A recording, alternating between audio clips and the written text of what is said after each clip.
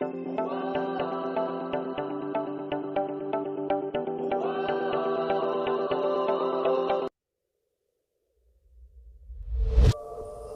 morning, everybody. It's your boy D Max. So let's talk. I want to talk about public officials that are doing drugs.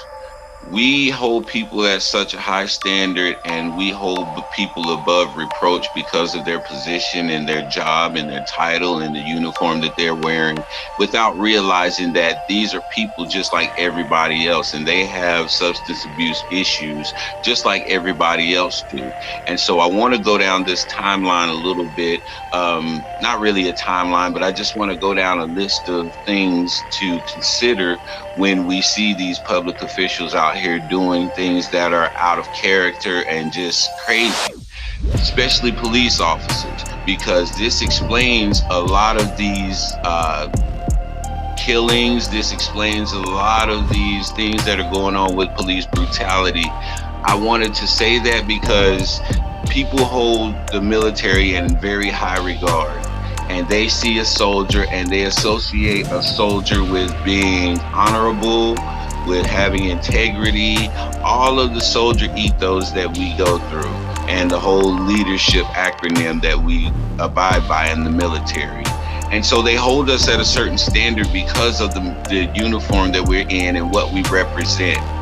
But let me say to you that there are a lot of soldiers that are struggling with drug abuse right now, substance abuse issues. The Army had to create a program called ASAP, the Army Substance Abuse Program, for soldiers who are strung out on drugs. Now, the thing with this program, if you come in and you volunteer and you let them know that you're struggling with drugs without them having to catch you, or you doing something and getting caught up by police, then they will enter you into this program and you can go through and get some help. But if they catch you in a crime or something like that related to drugs, they're just going to put you out of the military because they see that you're not trying to seek any help and you're just strung out. And so this dispels that myth that soldiers and people in uniform are not dealing with these issues, and it directly affects their performance on their job.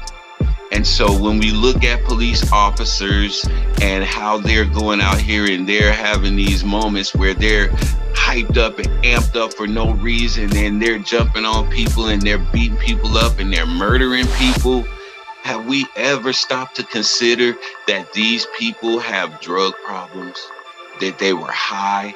Do they get tested whenever they have an incident?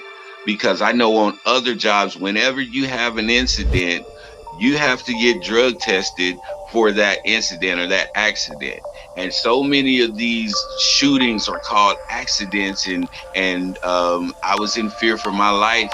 What if that dude was hallucinating because he was on a drug? You know what I'm saying?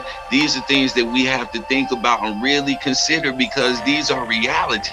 And nobody wants to explore this or expound upon this, but I'm going to do it today because this is something that we definitely need to look into. And I'm pretty sure that we will find some interesting stuff as we start to go down this rabbit hole.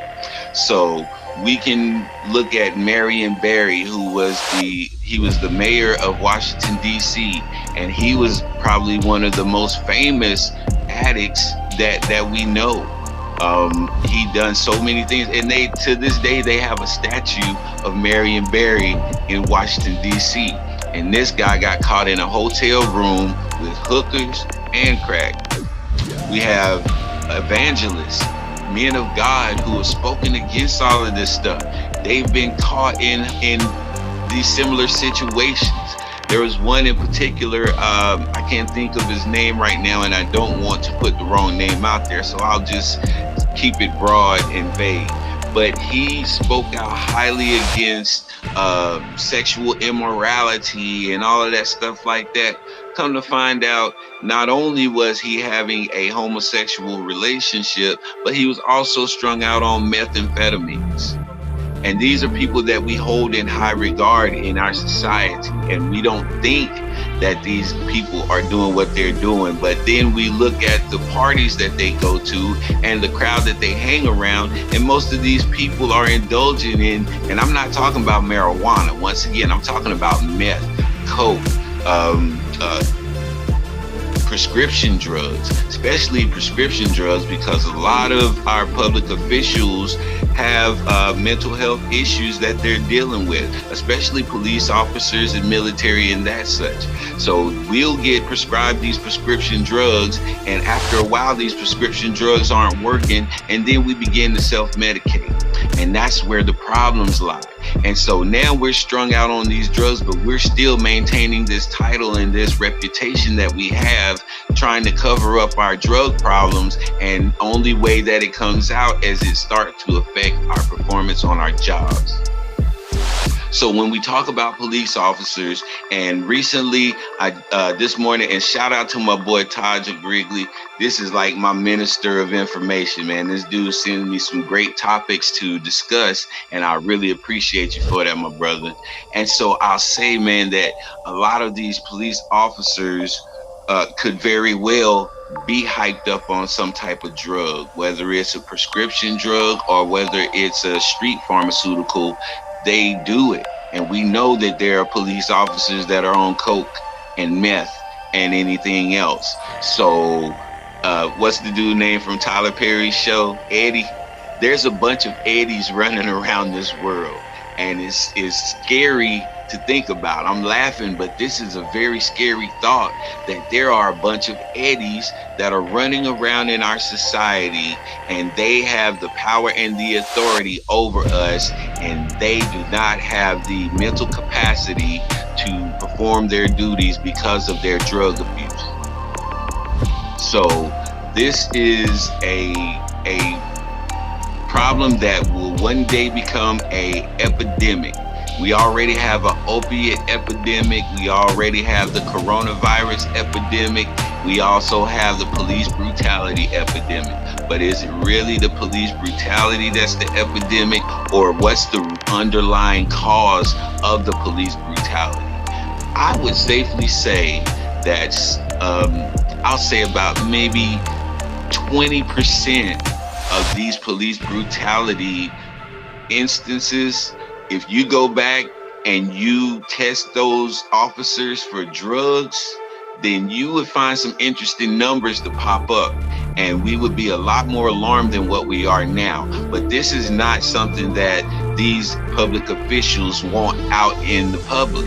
They don't want people to know that the people that are over them, that are in authority over them, are struggling with drug issues, because they know how society looks at a crackhead.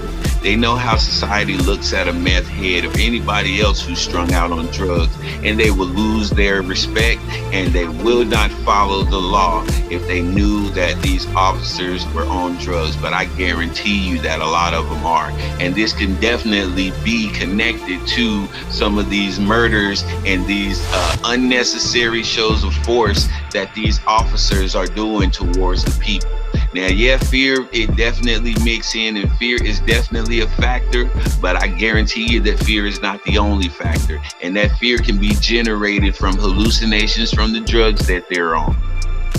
Yeah, I just wanted to put that out there, man. And let's think about this, and let's really open up a dialogue and talk about this, because it's something that could definitely be an issue. And if we fix that issue, who knows how many lives we can save. This is your boy D-Mac, man. Y'all know what I always say. Sticks and stones can break your bones, but the word can always heal you. I'm out.